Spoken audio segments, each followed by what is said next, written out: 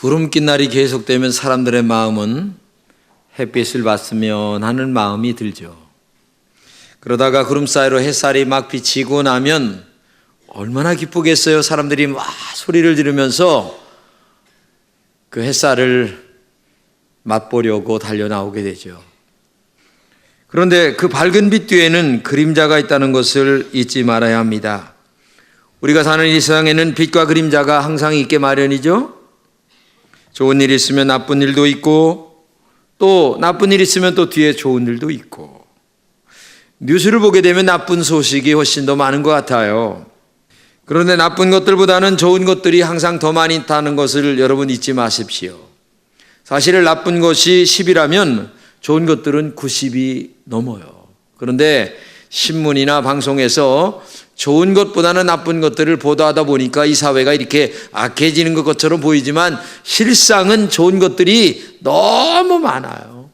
그래서 지금도 이 사회가 이렇게 유지되고 있는 거예요. 오늘 이 고린도 교회가요, 굉장히 문제가 많았어요. 지난 시간에도 한번 얘기했지만은 가장 문제가 심각한 게 성적인 문제였어요. 항구 도시다 보니까 많은 사람들이 오고 다니죠. 별의별 사람들이 다 오다 보니까 문제가 심각했고, 그 다음에 제사 문제가 심각했습니다. 제사 지낸 음식을 먹어야 되느냐 안 먹어야 되느냐, 뭐 이런 등등의 문제. 또 계파가 많았어요. 뭐 바울파, 아볼로파, 예수파, 뭐 여러 파가 많아서 교회가 복잡했습니다. 그러다 보니까 용서보다는 문제를 만들어내는 일들이 훨씬 더 많았습니다. 이런 것을 알고 있었던 사도 바울이 오늘 본문을 쓰면서 용서하라, 이런 말을 하는 것이 본문의 내용입니다. 바울은 본문에서 이렇게 얘기합니다. 근심하게 한 자가 있을지라도 내가 너무 지나치게 말하지 아니함이라 차라리 그들을 용서하라, 이런 말을 합니다. 차라리 그들을 용서하라. 이 말씀을 잘 읽어보면 바울을 근심하게 하는 사람들이 굉장히 많았습니다. 뒤에서 얼마나 말을 많이 하는지 귀가 따가울 정도였어요. 바울은 편지를 읽어보게 되면 굉장히 지식적이고 대단한 사람 같은데 설교를 들어보면 별게 아니야, 하나님의 종이 아닌 것 같아 하면서 뒤에서 여러 말들을 많이 해댔습니다. 그러니 바울이 얼마나 근심이 많았겠어요. 본문에서 근심하게 하다라는 말이 나오는데 이 원어의 뜻을 번역하면 고통하게 하다, 화가 나게 하다, 슬프게 하다, 이런 말이 있거든요. 그러니 바울이 뒤에서 들려오는 소리를 들을 때마다 얼마나 마음에 근심이 많았고 화가 치밀어 올랐겠어요. 그런데 이런 이야기가 남의 이야기가 아니에요. 오늘 여러분과 저의 이야기입니다. 내가 하지도 않은 이야기가 뒤에서 들려옵니다. 내가 정말 하지도 않은 말을 다른 데서 들려올 때에 이거 한두 번이 아니거든요. 그러면 여러분과 저는 얼마나 마음이 아프겠어요. 그저 말을 치워냅니다. 그럴 때에 정말 확 엎어버릴까 하는 생각이 왜 안 들겠어요. 이것이 오늘 우리들의 인생이고 삶이에요. 그러나 바울은 이런 마음을 스스로 자제합니다. 그러면서 우리에게 다음과 같은 세 가지를 본문에서 권면하고 있어요. 첫째는 뭐냐면 용서하라, 이렇게 말씀하십니다. 용서하는 것은 말처럼 그렇게 쉬운 게 아닙니다. 왜?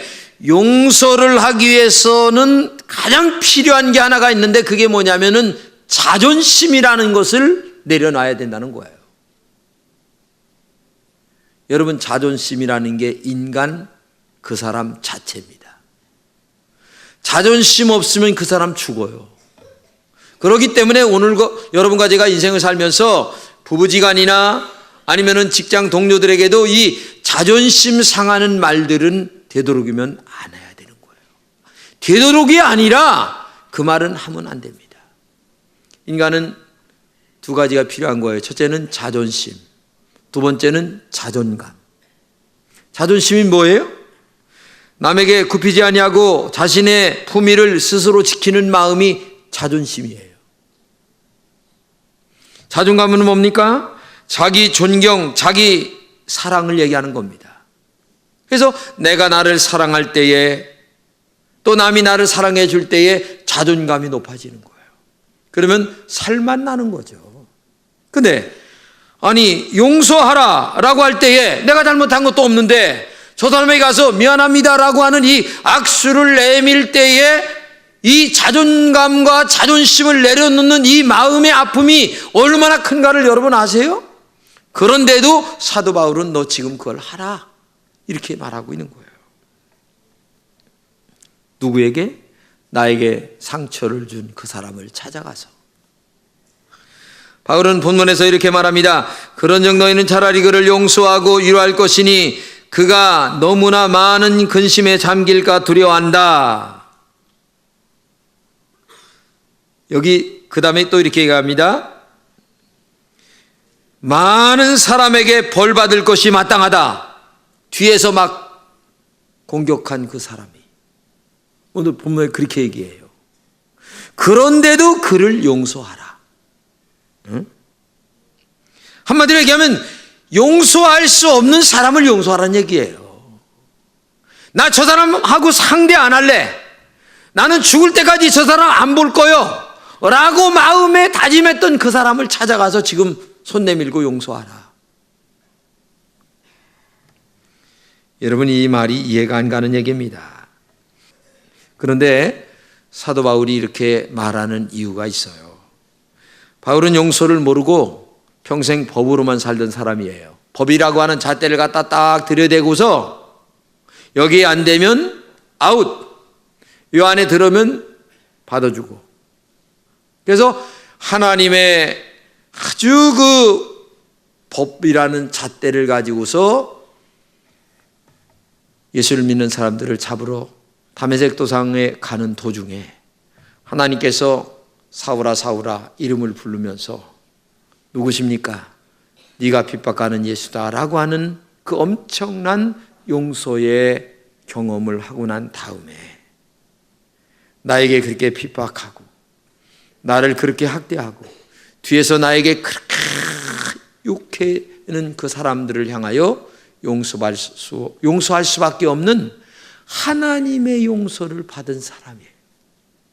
그러니 내가 어떻게 용서하지 않을 수 있겠느냐, 그런 뜻이에요. 나는 더 큰 용서를 받은 사람인데 작은 용서 왜 못하느냐, 그런 말이거든요. 그렇기 때문에 오늘도 용서라고 하라. 오늘 본문에서 이렇게 얘기합니다. 용서는 그리스도 앞에서 하는 것이라고 말합니다. 주님이 나를 용서해 준 것처럼 용서를 하란 말입니다. 너는 이미 지옥 갈 사람을 천국 가도록 내가 용서하여 구원받은 하나님의 백성이 되지 않았느냐. 그러니 너는 이미 더 큰 용서를 받은 사람이니까 작은 용서쯤은 용서해 줘라. 사실 내가 다른 사람을 용서한다는 것은 내가 용서받은 사람이라는 것을 증명하는 것입니다. 그리고 용서 그 자체가 나를 용서하는 일입니다. 용서하지 못하는 마음이 얼마나 아픈가 아세요? 여러분, 용서하지 못하는 마음에 진짜 아픈 거예요. 그래서 용서는 하나님의 말씀에 순종하기 위하여 용서하는 거고, 용서는 그 사람을 사랑하기 때문에 용서하는 거고, 용서는 내가 나를 용서해 주는 거예요. 여러분, 용서하지 못하고 사는 사람의 마음이 얼마나 아프겠어요. 어떤 권사님이 결혼을 했는데 남자가 바람을 피운 거예요. 그리고 애 둘을 낳고서 그냥 나가서 다른 여자하고 사는 거야. 그러니 이 양반이 얼마나 한이 미치겠어요. 애들 키우느냐고 죽을 애를 썼는데 나이가 60이 넘어서 이제 교회 다니고 나중에 권사가 됐는데도 용서가 안 되는 거예요. 남편이 어느 날 찾아왔어요. 가라고 막 그냥 퍼본 거야. 할 수 없이 잘못한 이 남편이 등신처럼 이룩 하고 엉금엉금 대문을 걸어 나갔는데 목사님이 그걸 아는 거야. 그래서 목사님이 찾아가가지고 용서하세요. 용서 못하는 권사님의 마음이 얼마나 아프겠어요. 그러니까 막 눈물을 흘리면서 나는 평생 저 인간 때문에 내 마음의 상처가 얼마나 큰지 몰랐나고 하면서 그냥 땅을 치면서 통곡을 하다가 목사님이 하도 권면을 하니까 할 수 없이 용서를 했어요. 근데 이상한 건 용서하고 나니까 자기 마음이 시원해지는 거예요. 그 사람을 위해서도 용서하지만 나를 위해서도 용서하세요. 얼마나 아름다운 얘기입니까? 1946년 독일 변방에 코트레브스키란 깡패가 한 농장에 들어가서 하멜만이라고 하는 이 가정을 총을 쏴서 10명을 죽입니다. 근데 가족들이 다 죽었어요. 근데 이 하멜만이라고 하는 사람만 살았는데 이 사람은 총 4방을 맞았는데도 사는 거야. 20년이 지났어요. 그래서 이 총을 쏜 친구가 교도소에서 나오는데 갈 데가 없는 거야. 근데 이게 신문에 난 거야. 그러니까 이 하멜만이라는 친구가 우리 집에 내가 받아들이겠다. 그러니까 신문에 대서특필이랑 어떻게 당신의 가정 10명을 죽인 사람을 맞이할 수 있겠느냐 이렇게 물으니까 그때 그가 이렇게 얘기합니다. 그리스도께서 나를 위하여 죽으시고 용서해 주셨습니다. 이제 나도 이 사람을 용서하는 것이 그리스도인으로서 당연하지 않겠습니까? 라고 말했다고 합니다. 그렇습니다. 주기도문에 이렇게 말합니다. 우리가 우리에게 죄 지은 자를 사해 준 것 같이 우리 죄를 사해 주옵시고 라는 말씀이 있습니다. 이 말씀은 우리가 용서해 준 것과 같이 하나님도 우리 죄를 용서해 달라는 것입니다.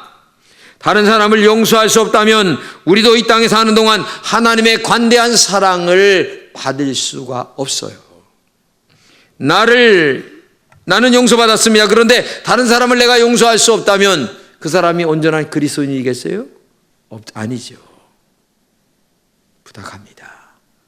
여러분 마음에 걸리는 사람이 있으면 찾아가서 손을 먼저 내미는 그리스도의 사랑을 보여주는 여러분 되시기를 주님의 이름으로 축복합니다.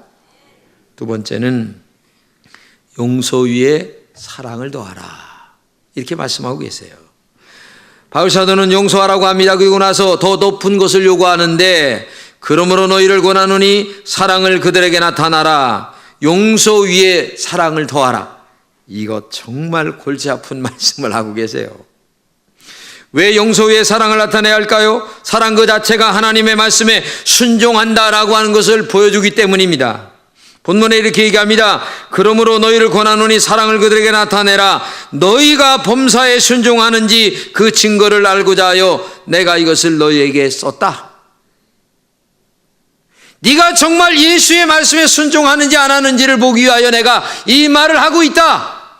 너 정말 예수 믿는 사람이냐? 너 교회 다니는 진짜 예수 믿는 사람이냐? 이것을 증명하려면 용서하고 용서한 다음 후에 그 위에 사랑을 더하라.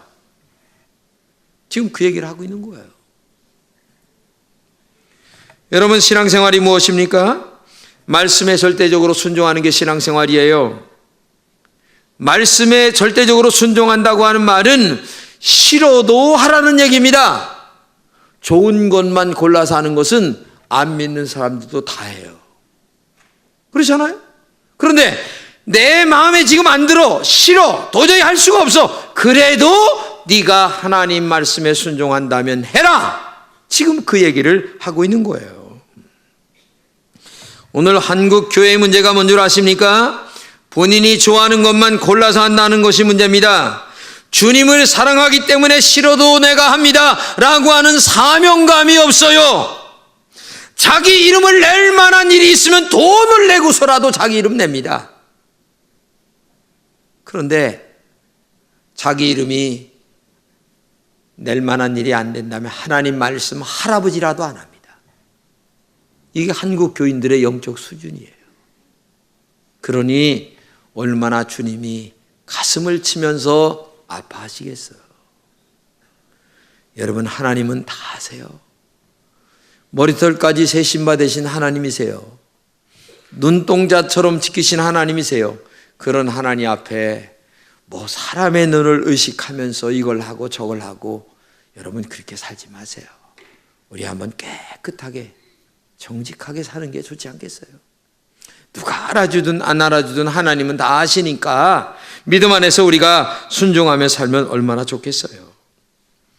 스데반 집사는 머리가 깨집니다. 이가 부러집니다. 척추가 부러집니다. 피투성이 되면서 무릎을 꿇고 두 손을 번쩍 들고 하는 말이 주여 이 죄를 저들에게 돌리지 마옵소서라고 하는 기도를 하고 죽어요.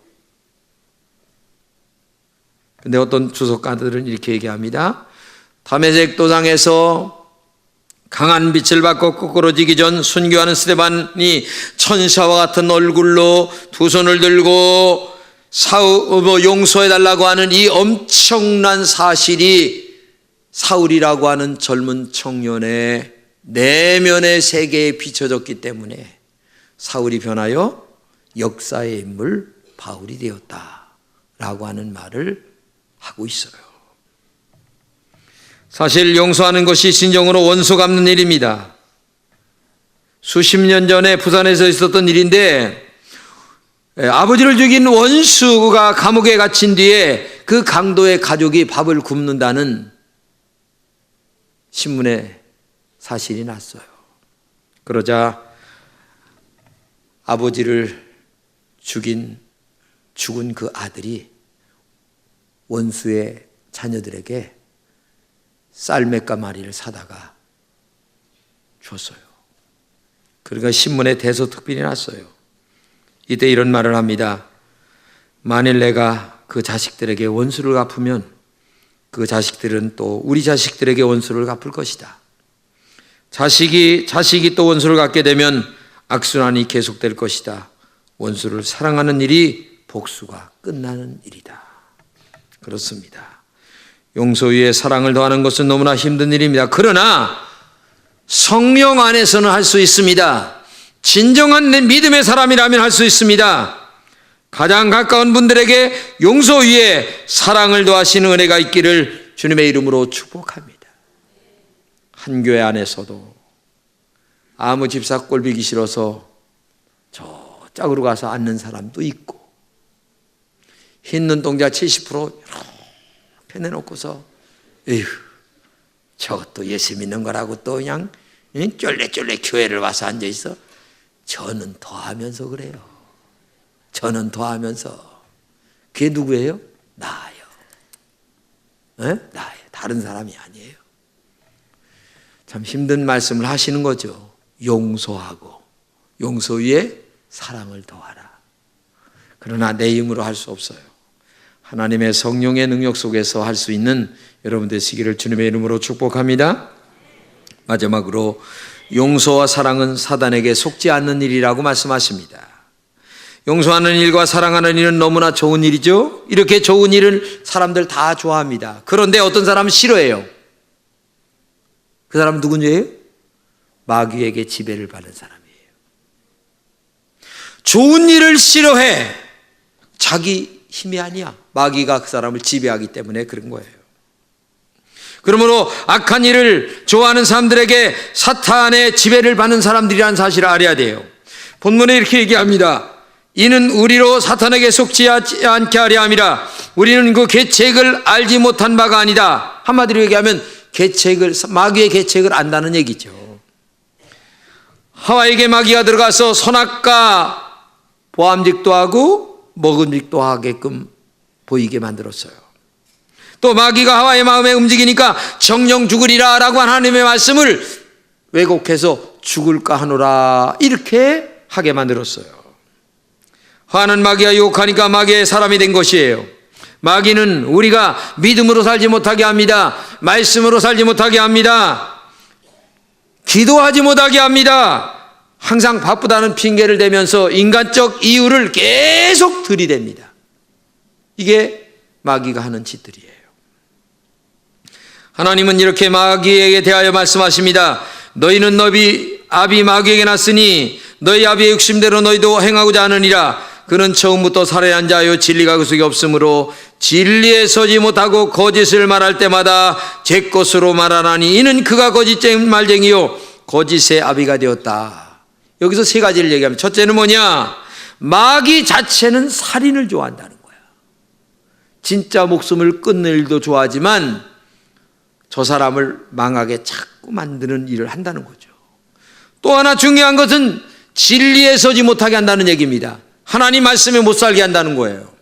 분명히 이건 하나님 말씀대로 살아가는 것인데 아까운 생각이 들게 만들고 그 다음에 인간적인 생각을 자꾸 들게 만든다는 거예요. 그 다음에 세 번째 중요한 게 뭐냐면 거짓말을 밥 먹듯 한다는 거예요. 그러면서 양심에 가책이 없는 거예요. 거짓말을 하면서도. 그러므로 우리가 정직하지 않고 거짓말을 하게 되면 누구에게 속한 자예요? 마귀에게 속한 자예요. 양심이 정직해야 합니다. 말이 정직해야 합니다. 삶이 정직해야 합니다. 인간관계도 정직하게 해야 됩니다. 하나님께 드리는 11조 헌금도 정직하게 해야 합니다. 정직하지 않은 것은 마귀에게 속는 일이요 하나님을 욕되게 하는 일이요 내가 거짓된 삶을 살아가는 사람들이 되기 때문에 신앙생활 중에 제일 중요한 게 뭔 줄 아세요? 정직함이에요. 우리 금천의 모든 성도들은 정직한 여러분 되시기를 주님의 이름으로 축복합니다. 용서는 더 큰 용서를 만듭니다. 용서는 이 세상을 정말 아름답게 만드는 가장 위대한 능력입니다. 용서는 깊은 감동을 심어주는 가마력이 있습니다. 언제든지 용서 있는 곳에 아름다운 열매가 맺히게 되죠. 많이 용서하세요. 다른 사람들을 용서하세요. 특히 나 자신을 용서하세요. 내 안에 아직도 분노가 치밀어 오릅니다. 열등감이 있습니다. 하나님 안에서 이런 것들을 다 용서하세요. 그러면 그 무엇과 다 받아들일 수 있는 넓은 바다 같은 마음이 있죠. 지금이 어느 시기입니까? 12월 중순입니다. 한 해가 저물어가는 시간이에요. 우리의 모든 죄를 용서하기 위하여 예수님께서 하늘을 버리시고 이 땅에 오셔서 십자가에 피 흘려 죽으신 성탄절이 가까워오는 이 시기입니다. 주님께서 우리의 죄를 용서하신 것처럼 이 한 해를 마무리하는 이 시간에 여러분들은 무엇을 털어버리고 이 한 해를 마무리하시렵니까? 여러분의 마음 깊은 곳에 질문해 보시기 바랍니다. 나는 정말 주님으로부터 십자가의 보혈로 용서받은 구원받은 하나님의 사람인가? 나는 어떤 죄라도 용서하시는 십자가의 보혈이 지금도 내 가슴 속에 흐르고 있는 사람인가? 이 시간 용서해야 할 사람이 누구입니까? 내 아내일 수도 있습니다. 또 남편일 수도 있습니다. 내 부모일 수도 있습니다. 또 내 자녀일 수도 있습니다. 며느리일 수도 있습니다. 그리고 나의 부모일 수도 있습니다. 함께 예배드리는 가까운 교우일 수도 있습니다. 나와 가까운 사람일 수도 있습니다. 그 사람이 누가 되었든지 상관이 없어요. 나에게 어떠한 상처를 주었다 할지라도 나를 용서하신 주님의 보혈이 지금도 내 심령 속에 흐르고 있다면 주님의 그 보혈을 그 사람에게도 발라주시는 용서하는 한 해를 용서로 마무리하는 깊은 영적으로 내면의 세계를 주님을 닮아가는 여러분 되시기를 주님의 이름으로 축복합니다.